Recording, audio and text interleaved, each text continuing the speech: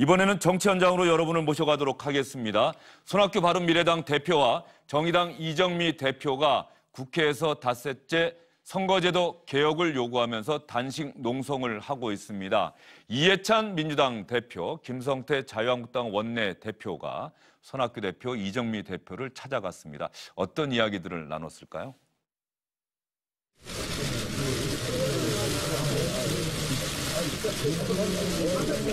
그만하시고.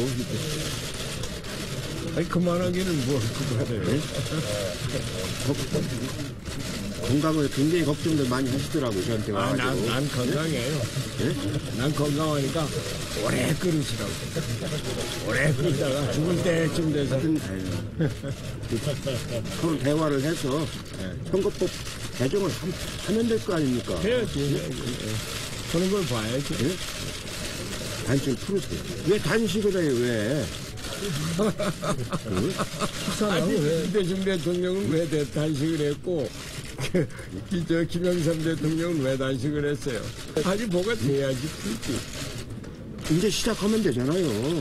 선거법 협상은 대단히 복잡한 협상이라서 충분히 논의를 해야 돼요. 모든 의원들을 만족시킬 수 있는 선거제도라는 건 없습니다. 단식을 풀고 지금까지 저하고 이 대표가 여러 번 얘기를 했는데 한 번도 제가 가식적으로 얘기한 적이 있었어요? 민주당 의원님들한테 얘기를 하시고 그 안을 관철시키도록 하시고 이렇게 해야 돼요. 가서 몸 상해서 어떡하려고. 왜 또 얻을 게 없는데. 그래도 뭔가 해보겠습니다. 뭐 난 아무 책임 없다고 그랬잖아요. 대표님, 다시 정개특위를 좀 더 활발하게 가동시켜서 정개특위 소용없어요. 저희들도 당에서 합의를 해야지 또한 결단과 합의가 없이는 정개특위한테 맡긴다는 게 말이 안 됩니다. 예, 손학규 대표가 이제 단식을 시작한 지 닷새째라고 하는데 일단 화면에서 봤을 때는 아직까지는 그 건강에 큰 무리는 없어 보이는데 네. 예, 그럼에도 불구하고 일단 70이 넘은 나이 이런 것 때문에 아마 걱정하시는 분들이 많은 것 같습니다. 어제는 이제 의료진이 가서 검진을 해보니까 부정맥 현상도 있고 예. 그다음에 또 이제 고혈압 또 지금 나타나고 그래서 이게 좀 더 길어지면 굉장히 건강에 치명적인 영향을 줄 수 있다고 그럽니다. 아마 카메라 기자들이 쭉 지켜보고 있기 때문에 되도록이면 최대한 깔끔한 모습을 유지하려고 노력을 하지 않나 싶어요. 그렇기 때문에 면도도 좀 하고 넥타이도 이렇게 단장을 메고 있어서 괜찮아 보이긴 하지만 어쨌든 70이 넘으면 고령 아니겠어요. 예. 고령에 이런 그 추운 날씨에 저렇게 밖에서 저러고 있으면 건강을 해칠 수밖에 없죠. 그래서 이해찬 대표가 왜 단식을 하냐고 하면서 약간 역정을 내듯 그것은 아마 두 분 사이에 이제 그런 어떤 친분이라고 그럴까요? 이런 것들이 있기 때문에 이제 저런 말씀도 하실 수 있을 것 같은데. 70년대 민주화 운동을 같이 했던 분들이니까. 그렇죠.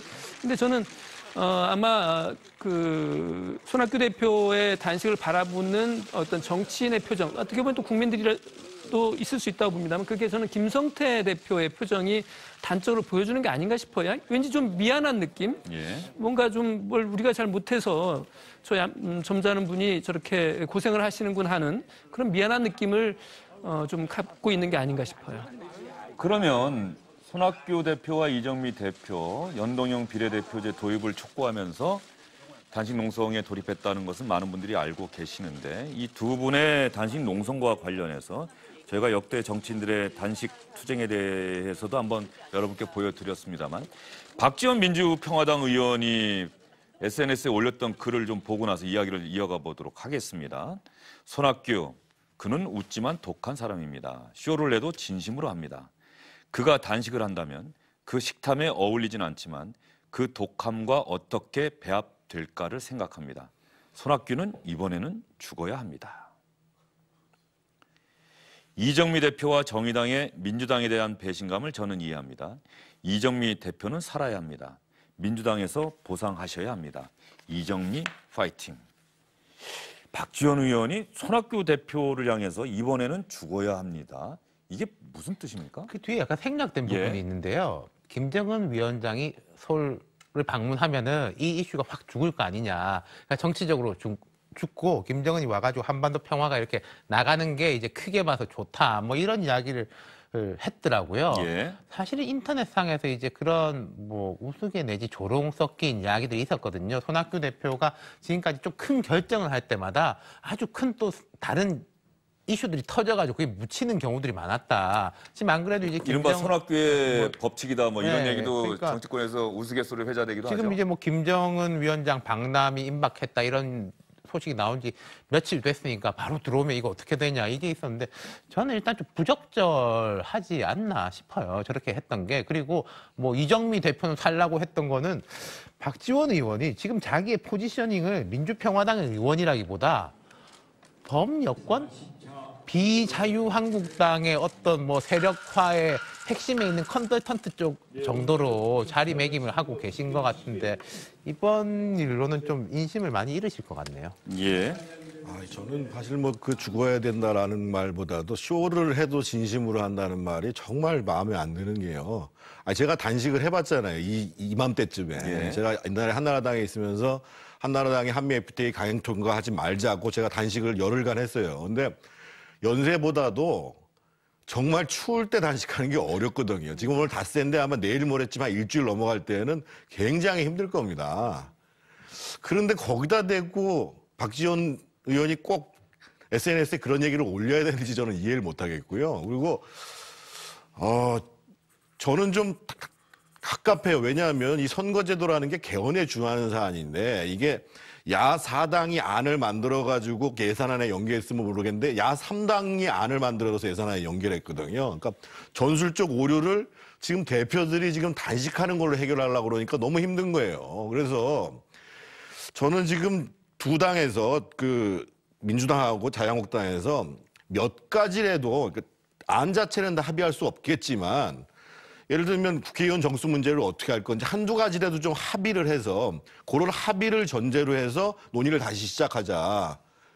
아까 이제 손학규 대표가 얘기한 게 그거잖아요. 정개특위에서 지금 논의한다고 될 문제가 아니다. 이렇게 말씀하시잖아요. 그러면 적어도 이 문제가 풀리기 위해서 그래도 한두 가지 정도는 합의를 해놓고 단식을 풀게 해달라. 이 얘기란 말이에요. 그래서 저는 뭐 방문을 하시는 건 좋은데 좀 제가 보기에는 앞으로 한 닷새 안에 최소 한두 가지라도 좀 전향된 합의안을 좀 마련해가지고 양당 대표들이 좀 저 두 분들한테 좀 찾아가야 되지 않겠는가 이런 생각이 들어요. 잠시만요. 조금 전에 자막이 나갔는데 정태근 의원님 하신 말씀 내용이 자막으로 나갔는데 그 자막을 딱 보시면은 좀 잘 이해를 못하실 것 같아서 전술적 오류를 이당 대표가 단식으로 해결하려고 하니까 조금 힘든 상황이 됐다라고 하는 그 말씀이 그 앞에 어떤 전술적 오류가 있는 건지. 3당이 합의를 하고 그거를 예산안에 연계했단 말이에요. 근데 예산 통과는 1당, 2당이 합의를 보면 통과가 되는 거잖아요. 그렇죠. 그러니까 예산에 연계할 수 있는 문제가 아니었거든요, 이게. 그런데 이것을 연계를 해놓고 나니까 어떻든 나가야 되잖아요. 그러니까 대표들이 지금 내가 단식을 해서라도 내 몸을 축내고 죽음을 각오하면서라도 해결하겠다. 이렇게 이제 나가게 된다는 거죠. 상황이 좋지 않아요. 그러니까 제가 알기로는 지금 뭐 이제 합의안 내지는 약속 같은 거를 하려고 이제 물밑에서 접촉을 하고 있는데 야3당이 요구하는 거는 연동형 비례대표라는 문구가 들어가야 되고 구체적 시안이 들어가야 된다는데 이게 양당 입장에서 이거 쉽지가 않은 게 일단 자유한국당 같은 경우에는 2월 전당대회를 해봐야지 그때 당권을 누가 잡고 그렇게 해야지 이야기가 될 수 있는 사안이거든요. 해주고 싶고 안 해주고 싶고 김성태 원내대표나 김병준 비대위원장이 정할 상황도 아니고 지금 민주당도 보면은 제가 민주당 분위기를 보면 이 안을 가지고 당내 의원들한테 구체적으로 막 물어본다든지 의견 수렴할 절차가 없어요. 그렇다면은 비대위원장이나 당대표가 추상적으로 해줄 수 있는 수준이란 거는 적극적으로 노력하겠다, 적극적으로 대화하겠다 정도밖에 없는데 그걸로서는 두 당대표가 단식을 풀기는 부족하다는 거죠. 예, 정동영 대표는 단식은 계속 안 하고 농성만 하고 있는 겁니까? 어떻습니까? 그렇습니다. 이제 농성 위주로 하고 그다음에 이제 오늘 같은 경우에는 이제 민주당과의 협치는 이제 끝이 났다라고 하는 이제 그런 선언을 하면서 민주당을 계속 청와대 민주당을 계속 압박하고 있는 그런 모양새인데요. 저는 아까 윤태곤 실장 말씀하신 것 중에 하나만 좀 저는 좀 제 의견을 덧붙이고 싶은 게 이걸 내년 2월까지 자유한국당 지도부가 완성되고 나서 뭘 해야 된다라고 하는 그런 생각은 쉽게 할 수 있습니다만은 선거법 개정 시한이 분명히 내년 4월까지예요. 그렇다 그러면 내년 2월 새로운 지도부가 들어서길 기대하고 그때까지 기다려서 뭘 한다는 것은 좀 시기적 좀 약간 문제가 있을 것 같고요. 저는 이 논의라고 하는 것은 뭐 우리 정치권 내에서는 많이 이야기가 됐던 거거든요. 예. 그러니까 이건 결심하기 나름이라고 생각합니다. 더군다나 1당과 2당도 분명히 같은 취지의 발언, 정확하게 의미까지 똑같지는 않다고 하더라도 같은 취지의 발언을 이미 여러 차례 했던, 국민에게 약속했던 부분이기 때문에 국민의 뜻이 반영되는 선거제도 도입을 위한 1당과 2당의 결단을 촉구하면서 바른미래당과 정의당 대표가 단식 농성 중입니다. 이 단식 농성을 비판적으로 볼 수도 있고 찬성하시는 분들도 있겠습니다만 단식 농성이라고 하는 것을 그저 지켜보고 단식 그만해 이렇게만 이야기하다가 상황이 좀 나빠지면 그때 가서 또 과연 아까 손학규 대표가 얘기한 것처럼 뭔가 내가 좀 위험해지면 그때 가서 들어주든지 난 건강하니까 웃으면서 이렇게 이야기를 했습니다만 그런 상황까지 가기 전에 정치권에서 해결책을 찾았으면 좋겠다는 생각이 듭니다. 세 분 오늘 긴 시간 수고 많으셨습니다.